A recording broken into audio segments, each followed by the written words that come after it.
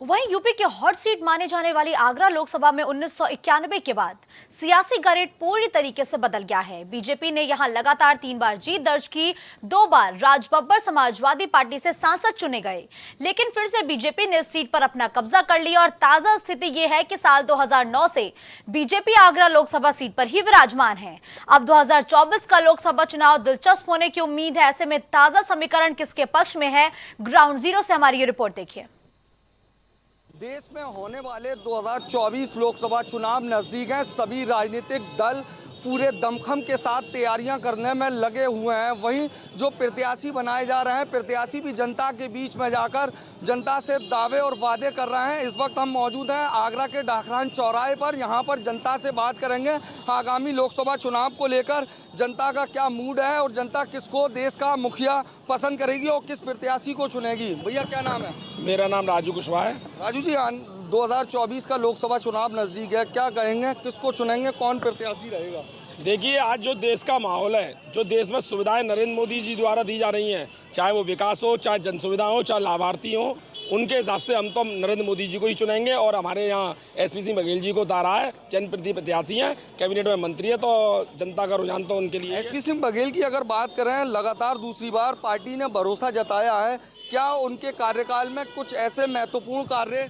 बिल्कुल बिल्कुल, जैसा कि आपने देखा कि अभी तक मेट्रो जो आगरा में नाम भी नहीं था, आज मेट्रो बनकर तैयार है। आज 5 साल से पहले आगरा को मेट्रो मिल चुकी है, जिसकी वजह से आज हमारे जो सड़कों का कभी भी चौड़ीकरण होता था तो नुकसान भवनों का होता, पब्लिक का नुकसान होता था, आज वो बच गया है और 24 से पहले वो चालू हो जाएगा। देखिए, लोगों का साफ तौर से कहना है कि एसपी सिंह बघेल ने तमाम विकास कार्य किए हैं। आगरा में एक बड़ा प्रोजेक्ट मेट्रो का भी एसपी सिंह बघेल के द्वारा हुआ है। हमारे साथ कुछ लोग और हैं। क्या नाम है आपका? मोहम्मद आरिफ। आरिफ जी, 2024 का चुनाव है, क्या कहेंगे, कौन देश का मुखिया बनेगा? हमको हमारे यहाँ प्रत्याशी एसपी सिंह बघेल साहब हैं, हम उन्हीं को वोट देंगे। सबका साथ, सबका विकास, सबका विश्वास। नरेंद्र मोदी जी को दोबारा प्रधानमंत्री के हैट्रिक मानने जा रहा है। ये लोगों का साफ तौर से कहना है प्रधानमंत्री नरेंद्र मोदी को तीसरी बार वो प्रधानमंत्री के रूप में देखना चाहते हैं। कुछ लोग और हैं। क्या नाम है आपका? मेरा नाम मोहम्मद इमरान है। इमरान जी, लोकसभा चुनाव नजदीक है, क्या कहेंगे, किस तरीके से तैयारियां हैं? देखिए, हमारे जो देश के अंदर जो तैयारी है कि 2024 के चुनाव के लिए जैसे नरेंद्र मोदी प्रधानमंत्री जी का नारा सबका साथ सबका विकास, तो हमारा सभी देश के अंदर 2024 के अंदर हम नरेंद्र मोदी जी को फुल बहुमत से 400 सीटें प्लस से हम जीतने जा रहे हैं। देखिए, जो यहाँ पर जो हैं लोग, उनका साफ तौर से कहना है इस बार 400 प्लस होने वाला है। नरेंद्र मोदी फिर से प्रधानमंत्री के रूप में देश में देखे जाएंगे। भैया क्या नाम है? मोहम्मद समीम नाम है मेरा। समीम जी, क्या कहेंगे, 24 का चुनाव नजदीक है, सबका साथ, सबका विकास, फिर 400 पार। और अब हमारे सांसद जी को उतारा है मैदान में, बहुत अच्छे हैं वो, और उनको ही जिताइए और 5 लाख वोटों से जीतेंगे वो। देखिए, प्रत्याशी एसपी सिंह बघेल यहाँ से दोबारा से प्रत्याशी बने हैं और लोगों का साफ तौर से कहना है कि लाखों की संख्या में जब पोलिंग बूथ पर वोट खुलेंगे तो लाखों की संख्या में कमल का फूल खिलेगा। भैया क्या नाम है? मेरा नाम मुकुल जोशी है। मुकुल जी, 2024 का चुनाव नजदीक है, क्या कहेंगे? भैया एक ही युवा हैं, क्या सोचकर वोट करेंगे? यही सोच के वोट कि राष्ट्र हित में वोट जाना चाहिए और मोदी ऐसा नेता ना मिला है ना कभी मिलेगा, और इसी उम्मीद के साथ हम अपना मतदान कमल के फूल को जाएगा। दोबारा से एसपी सिंह बघेल को प्रत्याशी बनाया है क्या? हाँ, जन जन के नेता हमारे एसपी सिंह बघेल जी, हम उन्हें चुनाव में विजयी बनाएंगे और अच्छे वोटों से विजय बनवाएंगे। अगर हम एसपी सिंह बघेल के विकास कार्य की बात करें तो क्या कुछ ऐसे महत्वपूर्ण कार्य रहे? ऐसा एक कार्य बताओ जो नहीं किया हो उन्होंने। तमाम ऐसे आगरा में जो तमाम विपक्षी लोग हैं वो आरोप लगाते हैं कि बहराइच की बात करें, इंटरनेशनल एयरपोर्ट की बात करें, खंडपीठ की बात करें, तो वो अभी तक एक बार में कुछ काम हो सकता है? नहीं हो सकता ना। पहले बात उसके बाद काम। अब एक बार तुमने कार्यकाल दिया है, उसमें बात उठी है, दूसरी बार जिताओगे फिर काम लोगे। देखिए, तमाम लोग हैं और लोग हमारे साथ मौजूद हैं, इनसे बात कर लेते हैं। भैया, 24 का चुनाव है, देश में एनडीए और इंडिया अलायंस गठबंधन की फाइट देखी जाएगी, किसको चुनेंगे, किसको देश का मुखिया पसंद करेंगे? देखिए, पहले भी इंडिया एयरलाइंस के जो 2 लड़के हैं, ये कहा था कि 2 लड़कों की जोड़ी उत्तर प्रदेश में आ रही है, तो पहले भी आई थी, पहले भी फ्लॉप होकर के गई है उत्तर प्रदेश से, और सबसे ज़्यादा आगरा से फ्लॉप हुई है, और इस बार फिर हम फ्लॉप करने जा रहे हैं और श्री एसपी सिंह बघेल जी को भारी बहुमत से विजयी बनाएंगे। 400 सीटें जिता करके मोदी जी के हाथ को मजबूत करेंगे। देखिए, लोगों से हमने तमाम लोगों से, आगरा के लोगों से बात की, जिनका साफ तौर से कहना है कि आगरा में एसपी सिंह बघेल को ही जीत दिलाएंगे। नाम क्या है आपका? मेरा नाम चौधरी फरहान है। चौधरी फरहान जी, लोकसभा चुनाव नजदीक है, एनडीए और इंडिया अलायंस गठबंधन की फाइट देखी जाएगी, क्या लगता है कौन होगा देश का मुखिया? जनता मन बना चुकी है, इसमें कोई दो राय नहीं है। इंडिया गठबंधन स्पष्ट रूप से जीतने जा रहा है 350 सीट, और आने वाले समय के अंदर आप हम सब साक्षी होंगे, गवाह होंगे कि जो भी गठबंधन का प्रत्याशी होगा प्रधानमंत्री के लिए, वही प्रधानमंत्री होने जा रहा है, और 350 सीट के साथ इंडिया गठबंधन की सरकार बनने जा रही है। गठबंधन ने अभी डिसाइड ही नहीं किया है कि कौन प्रधानमंत्री चेहरा होगा, कौन उम्मीदवार होगा। कैसे गठबंधन में कहीं कह सकते हैं कि दरार भी देखी जा रही है? देखिए, दरार आपको कुछ दिनों पहले तक देखने को मिली होगी।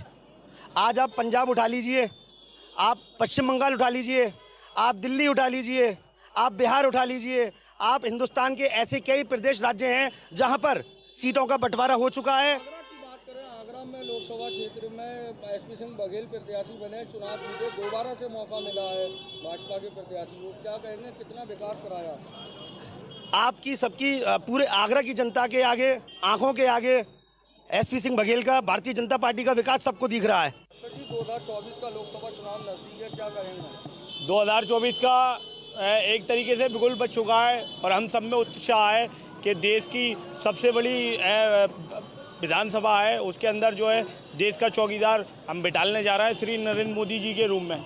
और इसलिए बिठालने जा रहे हैं कि उन्होंने काम किया है। 5 लाख रुपए का आयुष्मान कार्ड के तहत गरीब जनता को मुफ्त इलाज दिया। जो माताएं बहनें पहले चूल्हे के ऊपर रोटियां बनाया करती थी, उनकी आंखें धुएं से ख़राब हो जाया करती थी, तो फ्री उज्ज्वला योजना दी। आगरा को पानी की बहुत बड़ी समस्या थी। जब समाजवादी की सरकार थी तो हम लोगों को रोड पर बोतलों में भर के पानी जाम लगाने पड़ते थे, मटके फोड़ने पड़ते थे। अब ये काम नहीं करना पड़ता, अब खुद स्वयं घर चल कर के हमारे गंगा जल आ रहा है। तो इसीलिए, और दूसरी बात यह है कि मैं एक मुस्लिम हूँ, और चाहे केंद्र सरकार की योजना रही हो, चाहे प्रदेश सरकार की योजना रही हो, उसके अंदर बिगैर भेदभाव के योजना दी गई। चाहे 2.5 लाख रुपए का जो है क्या नाम उसका घर बनाने के लिए लोन दिया गया हो, चाहे 10,000 रुपये की रेहड़ी पटरी के लिए लोन दिया गया हो, चाहे है ना आयुष्मान कार्ड के तहत इलाज के लिए पैसा दिया गया हो, चाहे उज्ज्वला योजना के तहत गैस सिलेंडर बांटे गए हो, जितने भी कार्य किए सब प्रधानमंत्री जी के रूम में है ना बिगैर भेदभाव के दिए गए। इसलिए मैं मुस्लिम होने के नाते श्री एसपी सिंह बघेल को वोट देना चाहूँगा, और उनको विजयी बना करके आगरा को और मजबूत तरीके से केंद्र सरकार की योजनाएं मिल सके, केंद्र सरकार के लाभ आगरा को मिल सके। इसलिए श्री एसपी सिंह बघेल जी को वोट देंगे और उनके हाथ को मजबूत करेंगे। श्री नरेंद्र मोदी जी को इस बार 400 सीटें जितवा करके और मजबूत हाथ करके तीसरी बार प्रधानमंत्री बनाएंगे देश का, और जिम्मेदारी देश की उनके हाथों में सौंपेंगे। 2024 का चुनाव नजदीक है, एनडीए और इंडिया अलायंस गठबंधन की फाइट देखी जाएगी, क्या लगता है देश में कौन देश का मुखिया बनेगा? कोई भी जीते। देखिए, देश की जनता बहुत समझदार है, और जैसे जैसे लोगों की उम्र बढ़ती है समझदारी भी बढ़ती जाती है। अभी पिछले 10 साल से पूरे देश की जनता ने जो है बीजेपी का शासनकाल देखा, कार्यकाल देखा, किस तरीके से वादे हुए और कितने काम हुए। तो जाहिर सी बात है, अब जनता सोच रही है कि परिवर्तन होना भी चाहिए। जिस प्रकार से मौसम बदलता है, गर्मी के बाद सर्दी, सर्दी के बाद बारिश, इसी प्रकार से अगर सत्ता का परिवर्तन होता रहेगा तो जनता का विकास होता रहेगा, और अगर परिवर्तन नहीं होगा तो विनाश होगा। क्योंकि एक आदमी को ये गलतफहमी हो जाती है, मैं ही था, मैं ही हूँ और मैं ही रहूँगा, तो ये मैं जो होती है वो बहुत बड़ा विनाश का कारण होता है। इसलिए परिवर्तन बहुत ज़रूरी है, और मुझे लग रहा है इस बार परिवर्तन जरूर होगा। लेकिन आगरा में लगातार 4 बार से भाजपा का कब्जा रहा है लोकसभा सीट पर, क्या इस बार परिवर्तन हो सकता है? जाहिर सी बात है परिवर्तन होने जा रहा है। उसके रीज़न कई हैं। पहला रीज़न तो जो है कि 2014 में जब माननीय प्रधानमंत्री नरेंद्र मोदी जी पहली बार आगरा आए थे, और आगरा की सरजमीन पर उन्होंने जो घोषणाएं की थी, उन पर 10 साल की शासन के बाद अभी तक अमली जामा नहीं पहनाया गया। जैसे पहला, आगरा एक बहुत बड़ी विश्व पर्यटन नगरी है, जहाँ पर ताजमहल है, और पूरी दुनिया से जो टूरिस्ट आता है 90% टूरिस्ट सिर्फ ताजमहल देखने के लिए आता है।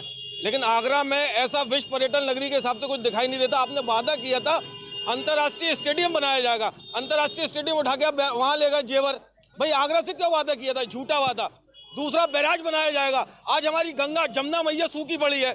गडकरी साहब ने कहा था यहाँ पे जहाज चलेंगे, अरे वो सूखी पड़ी है। गंगा के नाम पे करोड़ों रुपए खर्च हो गए, लेकिन आज गंगा और यमुना जो है गंदी पड़ी है। तीसरी हाईकोर्ट खंडपीठ की स्थापना।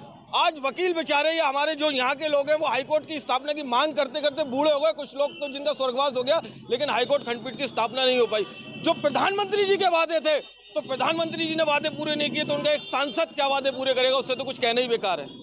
तो इसलिए परिवर्तन तो निश्चित तौर पर होना है। देखिए, लोगों से हमने तमाम आगरा के लोगों से बात की, तमाम लोगों का भारतीय जनता पार्टी की तरफ रुख है और कुछ लोगों का परिवर्तन की कह रहे हैं। और भी कुछ लोग हैं हमारे साथ, इनसे बात कर लेना। चाचा, 2024 का चुनाव नज़दीक है, एसपी सिंह बघेल को प्रत्याशी बनाया है, दोबारा से पार्टी ने भरोसा जताया है, क्या लगता है? हमें तो मोदी जी का आह्वान है, कमल प्रत्याशी है। मैं इससे पहले एसएन हॉस्पिटल पहले पिछले सरकारों में गया था, बेड पे कुत्ते सोते थे। अभी मैं पत्नी को दिखाने गया था, आज स्थिति वो है, काला एक धब्बा तो मिल जाए कोई मकई, डॉक्टर बैठा है, दवाई मिल रही है, सारी चीज़ें। अब इस टाइम के पोजीशन में पहले कुछ भी नहीं था। इतनी बुरी स्थिति इस एसएन की जिसका कोई जवाब नहीं। अगर हम विकास की बात कर रहे हैं, आगरा में जो संसदीय क्षेत्र है उसके विकास की बात कर रहे हैं, बहुत विकास हुआ है और लगातार चल रहा है। आगरा में नॉर्थ ईस्ट रहता हूँ, नॉर्थ ईस्ट में कोई कच्ची सड़क नहीं मिलेगी आपको। देश का मुखिया मुखिया प्रधानमंत्री बनेंगे, कौन प्रधानमंत्री? नरेंद्र मोदी। और भी कुछ लोग हैं, इनसे बात कर लेते हैं हम। भैया, क्या नाम है आपका? ज्ञान सिंह धाकड़। ज्ञान सिंह जी, 2024 का लोकसभा चुनाव नज़दीक है। एनडीए और इंडिया अलायंस गठबंधन की फाइट देखी जाएगी। अखिलेश यादव और राहुल गांधी भी एक साथ हैं, तो कड़ा मुकाबला देखा जाएगा 24 में। क्या कहेंगे, किसके साथ हैं आप? भारतीय जनता पार्टी का मुकाबला अब तो किसी से नहीं है। देश के जो प्रधानमंत्री हैं उनकी छवि जो क्या है, बहुत ही उज्जवल छवि है और उन्होंने अपना देश का नाम रोशन करने के लिए कोई कसर नहीं छोड़ी है। प्रधानमंत्री नरेंद्र मोदी जिसको टिकट देते हैं वो प्रत्याशी अवश्य जीतता है, और जो पार्टी का फोरम है, जो जिसको टिकट मिलती है उसको जिताते हैं पार्टी फोरम में अपनी। अगर हम एसपी सिंह बघेल के कार्यकाल की बात करें, 5 साल का कार्यकाल हो गया, क्या कुछ विकास रहा आगरा में? हाँ, आगरा में विकास हुआ है। मेट्रो का स्थापना हुई है और आगे मेट्रो का स्थापना हुई है। काफ़ी काम आगरा में चल रहा है और जिस तरह काम दिन पर दिन बढ़ रहा है, तो प्रत्याशी हमारा जीतेगा। देखिए, कहीं ना कहीं तमाम लोगों से हमने बात की, लोगों का साफ तौर से कहना है जो भाजपा से प्रत्याशी हैं एसपी सिंह बघेल, वो ही जीतेंगे। और भी तमाम लोग हैं। चाचा, क्या नाम है? भैया चंद जी, 2024 का लोकसभा चुनाव नज़दीक है। एनडीए और इंडिया अलायंस गठबंधन की फाइट देखी जाएगी, क्योंकि राहुल गांधी और अखिलेश यादव एक बार फिर साथ में हैं।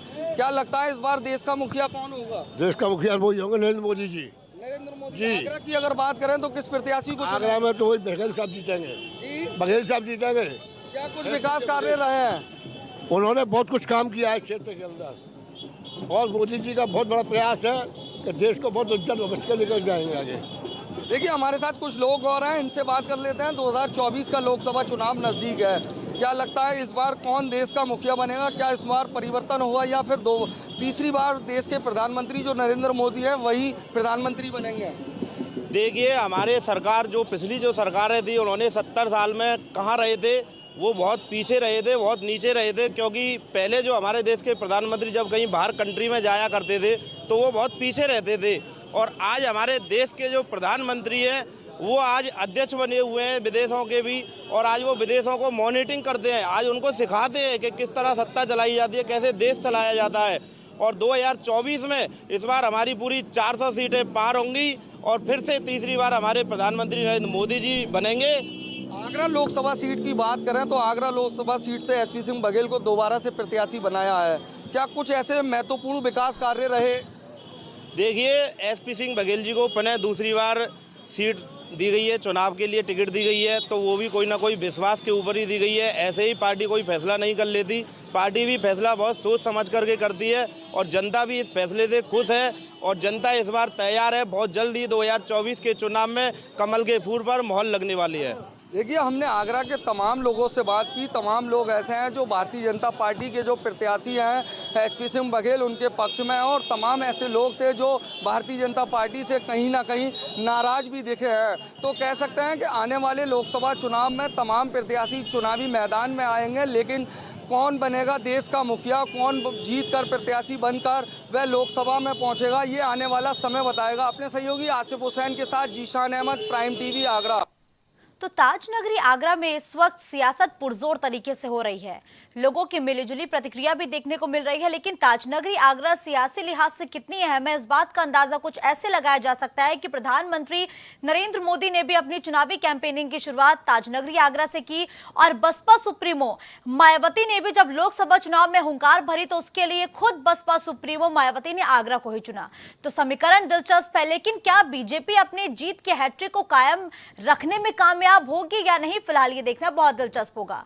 हमारी खास पेशकश में फिलहाल के लिए बस इतना ही। देश और दुनिया की बड़ी खबरों के लिए आप देखते रहे प्राइम टीवी। कुछ भाव पुष्प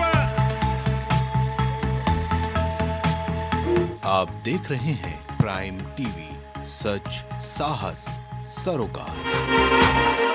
हरी कृपा रामबाण तेल इस्तेमाल करने का क्या प्रभाव पड़ा? मैम, हमने टीवी पे ऐड देखा रामबाण तेल का, तो उसको मैं बच्चों से कह के मंगवाया। मेरे घुटनों में दर्द काफ़ी देरों से रहती थी, फिर उसको मैं 10-15 दिन इस्तेमाल किया। उसके बाद मेरे को काफ़ी राहत महसूस हुई। कामकाज में, भाग दौड़ में मेरा काफ़ी मतलब ठीक ठाक रहा। अब उससे हमको बहुत ज़्यादा राहत है। मैं मार्केटिंग का काम अपने आराम से कर लेता हूँ।